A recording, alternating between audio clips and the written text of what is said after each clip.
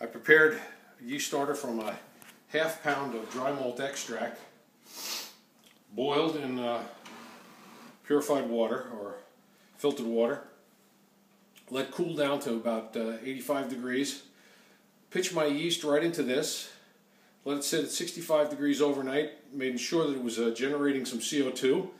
Well, for the 65 degrees we got the heating pad.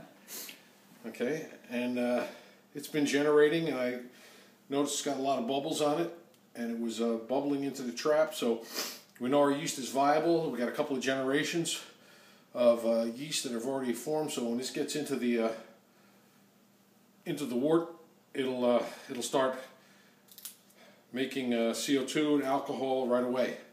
So we don't have to worry that our yeast is alive at this point.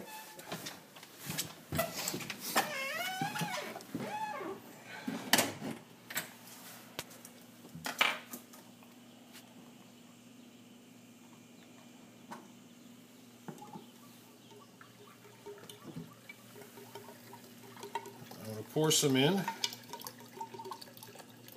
going to stir it. Make sure I get it all up. Now you see all the CO2 being released.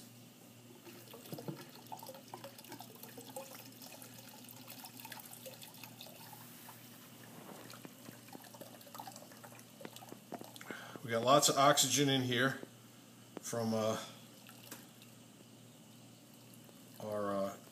cooling, so we shouldn't have to worry about oxygenating this wort.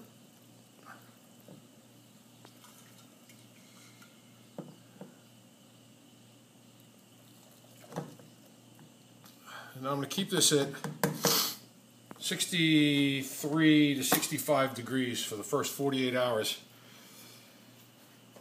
until we get some fermentation going, getting into the log phase of growth. I'm going to take this off. I'm going to put on a hose into a bucket trap so that it traps a lot of this. We don't have a lot of headspace in this 5-gallon carboy. Probably would have been better off with a 6.5, but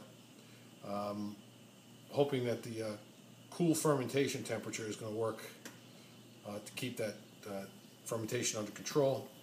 We're going to let this mix. That yeast is going to settle right through. You don't even have to do anything with it. And we should be fermenting pretty darn soon. Matter of fact, I expect the house to be filled with the smell by 8 o'clock tomorrow morning.